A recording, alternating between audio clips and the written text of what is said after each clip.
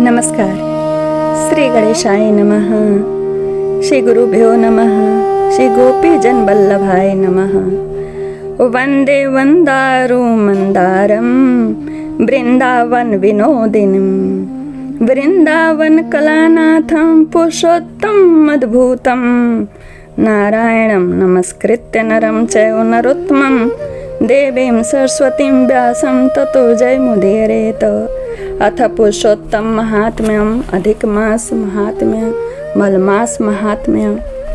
आज मैं आपको द्वाविंशोध्याय का हिंदी में भावार्थ सुनाऊंगी। राजा प्रश्न करेंगे, दृढ़धनवा राजा पूछेंगे कि इस मांस के व्रत में क्या खाना चाहिए क्या नहीं खाना चाहिए, वह इसमें विस्तार से बताया जा रहा है नियम के साथ। आइए सुनिए। दृढ़धनवा राजा बोला है, तपोधन पुरुषोत्तम मांस के व्रतों के लिए विस्तार पूर्वक नियमों को कहिए। भोजन क्या करना चाहिए और क्या नहीं करना चाहिए, और व्रती को व्रत में क्या मना है, विधान क्या है। श्री नारायण बोले, इस प्रकार दृढ़धनवा ने वाल्मीकि मुनि से पूछा। बाद लोगों के कल्याण के लिए वाल्मीकि मुनि ने सम्मान पूर्वक राजा से कहा। वाल्मीकि मुनि बोले, हे राजन, पुरुषोत्तम मास में जो नियम कहे गए हैं मुझसे कहे जाने वाले उन नियमों को संक्षिप्त में सुनाइए। नियम में स्थित होकर पुरुषोत्तम मास में हविषान्य का नियम आप मुझे बताइए। तो बताते हैं, वे कहते हैं कि संक्षेप में सुनिए। नियम में स्थित होकर पुरुषोत्तम मास में हविषान्य भोजन करें। गेहूं, चावल, मिश्री, मूंग, जौ, तिल, मटर, सावा, तिन्नी का चावल, बथुआ, हिमलोचिका, अदरक, काल शाक, मूल, कंद, ककड़ी, केला, सेंधा नून, समुद्र नून, दही, घी, बिना मक्खन निकाला दूध, कटहल, आम, हरड़, पीपर, जीरा, सौंठ, इमली, सुपारी, लवली, आंवला, ईख का गुड़ छोड़कर इन फलों को और बिना तेल के पके हुए पदार्थ को हविष्य कहते हैं। हविष्य भोजन मनुष्यों को उपवास के समान कहा गया है। समस्त आमिष जैसे मांस, शहद, बेर, राजमांस आदि, राई और मादक पदार्थ। ध्यान दीजिएगा, दाल, तिल और तिल का तेल लाह से दूषित, भाव से दूषित, क्रिया से दूषित, शब्द से दूषित अन्न का त्याग करें। दूसरे का अन्न, दूसरे से वैर, दूसरे की स्त्री से गमन, तीर्थ के बिना देशांतर जाना व्रती छोड़ दें। यानी अधिक मास में तीर्थ के लिए ही जावें, अन्यथा घर में अपना भजन कीर्तन पूजनम करें।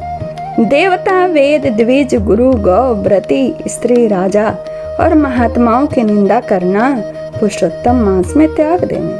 सूतिका का अन्न मांस है, फलों में जंबीरी, नींबू मांस है, धन्यों में मसूर की दाल मांस है, बासी अन्न मांस है।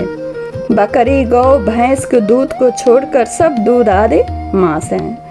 और ब्राह्मण से खरीदा हुआ समस्त रस, पृथ्वी से उत्पन्न नमक मांस है। तांबे के पात्र में रखा हुआ दूध, चमड़े में रखा हुआ जल, अपने लिए पकाया गया अन्न को भी विद्वानों ने मांस कहा। अपने को पकाया हुआ अन्न कहने का तात्पर्य यह है कि एक भाग दान करिए, अतिथि को खिला दीजिए तो वह अन्न शुद्ध है। पुरुषोत्तम मास में ब्रह्मचर्य, पृथ्वी में शयन, पत्रावली में भोजन और दिन के चौथे पहर में भोजन करें। पुरुषोत्तम मास में रजस वाला स्त्री, अंत्यज्य, मलिच्छ, पतित, संस्कारहीन, ब्राह्मण से द्वेष करने वाला, वेद से गिरा हुआ, इनके साथ बातचीत न करें। इन लोगों से देखा गया और काक पक्षी से देखा गया सूतक का अन्न 2 बार पकाया हुआ अन्न यानी गर्म करके न खाएं। भुजे हुए अन्न को भी पुरुषोत्तम मास में भोजन नहीं करें। प्याज, लहसुन, मोथा, छत्राक, गाजर, नालिक, मूली, शिगरुई, इनको पुरुषोत्तम मास में त्याग दें। व्रती इन पदार्थों को समस्त व्रतों में हमेशा त्याग करें। विष्णु भगवान के प्रत्यर्थ अपनी शक्ति के अनुसार कृच्छादि व्रतों को करें। कोहड़ा, कंटकारिका, लट जीरा, मूली, बेल, इंद्रियों, आंवला के फल, नारियल, अलाबू, परवल, बेर, चर्मनाशक, बैगन, आजिक, बलियों, जल में उत्पन्न होने वाले शाक, ये सब प्रतिपदा आदि तिथियों में क्रम से इन शाकों का त्याग करना चाहिए। जिन नामों को बताया गया है ये खाने चाहिए, पर किस किस तिथि में नहीं खाने चाहिए वह बताया जा रहा है। गृहस्थाष्टमी रविवार को आंवला सदा ही त्याग करें। पुरुषोत्तम भगवान के प्रीत्यर्थ जिन जिन वस्तुओं को त्याग करें उन वस्तुओं को प्रथम ब्राह्मण को देकर फिर हमेशा भोजन करें। जब व्रत आपका छोड़ते हैं उस समय दान में उन वस्तुओं को भी दान करें जिनका आपने त्याग किया है। व्रती कार्तिक और माघ मास में भी इन नियमों को करें, यानी जो आपने नहीं खाया उसे दान करके खाएं। हे राजन, व्रती नियम के बिना फलों को नहीं प्राप्त करता है, यानी नियम से ही व्रत करेंगे तभी आपको फल की प्राप्ति होगी। यदि शक्ति है तो उपवास करके पुरुषोत्तम मास का व्रत करें, अथवा घृत पान करके, अथवा दूध पान करके, अथवा बिना मांगे जो कुछ मिल जाए उसको भोजन करें, अथवा व्रत करने वाला यथाशक्ति फलाहार आदि करे जिसमें व्रत भंग न हो। विद्वान इस तरह का व्रत नियम धारण करे। पवित्र दिन प्रातः काल उठकर पूर्वाह्न की क्रिया को करके भक्ति से श्री कृष्ण भगवान का हृदय में स्मरण करता हुआ नियम को ग्रहण करे। हे भूपते, उपवास व्रत, नक्त व्रत और एक भूत, इनमें से एक का निश्चय करके इस व्रत को करें। उपवास यानी केवल फल खा करके, नक्त व्रत एक भुक्त व्रत। एक व्रत होता है शाम को खाना खा के व्रत करना। वो खाना जो आप खाते हो वो नियम के अनुसार होना चाहिए, उसमें जो जो वर्जित हो वो नहीं खाना है। और एक रात में खाना खाने को करके भी व्रत कर सकते हैं। पुरुषोत्तम मास में भक्ति से श्रीमद् भागवत का श्रवण करें तो उस पुण्य को ब्रह्मा कभी कहने में समर्थ न होंगे। श्री पुरुषोत्तम मास में लाख तुलसी दल से शालग्राम का पूजन करें तो उसका अनंत पुण्य होता है। श्री पुरुषोत्तम मास में कथनानुसार व्रत में स्थित व्रती को देखकर यमदूत सिंह को देखकर हाथी के समान भाग जाते। हे राजन, यह पुरुषोत्तम मास व्रत 100 यज्ञों से भी श्रेष्ठ है, क्योंकि यज्ञ करने से स्वर्ग की प्राप्ति होती है और पुरुषोत्तम मास व्रत करने से गोलोक को जाता है। जो पुरुषोत्तम मास व्रत करता है उसके शरीर में पृथ्वी के जो समस्त तीर्थ और क्षेत्र हैं तथा संपूर्ण देवता हैं वे सब निवास करते हैं। श्री पुरुषोत्तम मास का व्रत करने से दुःस्वप्न, दारिद्र और कायिक, वाचिक, मानसिक पाप ये सब नाश को प्राप्त होते हैं। पुरुषोत्तम भगवान की प्रसन्नता के लिए इंद्र आदि देवता पुरुषोत्तम मास व्रत में तत्पर हरि भक्त की विघ्नों से रक्षा करते हैं। पुरुषोत्तम मास व्रत को करने वाले जिन जिन स्थानों में वास करते हैं वहां उनके सम्मुख भूत प्रेत पिशाच आदि नहीं रहते।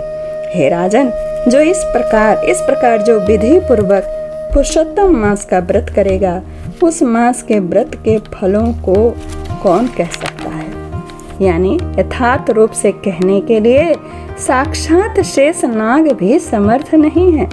श्री नारायण बोले, जो पुरुषों में श्रेष्ठ पुरुष मन से अत्यंत आदर के साथ इस प्रिय पुरुषोत्तम मास व्रत को करता है वह पुरुषों में श्रेष्ठ है। अत्यंत प्रिय होकर रसिकेश्वर पुरुषोत्तम भगवान के साथ गोलोक में आनंद करता है। श्री बृहन्न नारदीय पुराणे पुरुषोत्तम मास महात्म्य श्री नारायण नारद संवादे दृढ़ धन्वापोख्याने पुरुषोत्तम व्रत नियम कथनम नाम द्विषो ओम तत्सत। श्रीमन्नारायण नारायण नारायण हरि हरि। नमस्कार, जय श्री कृष्णा। मेरे चैनल को सब्सक्राइब करिएगा, इस वीडियो को लाइक कमेंट शेयर करिएगा। तो ये 3 अध्याय 20 से सुना रही हूँ और 25वां अध्याय, ये 4 अध्याय सुना के प्रथम अध्याय से प्रथम अधिक मास के दिन से कथा निरंतर चलेगी। पर 4 अध्याय पहले मैं इसलिए सुना रही हूँ कि इसमें नियम इसी अध्याय में दिए गए हैं, तो आप कम से कम जो व्रत करने वाले हैं, नियम धारण करने वाले हैं, उन्हें संपूर्ण जानकारी हो जाएगी।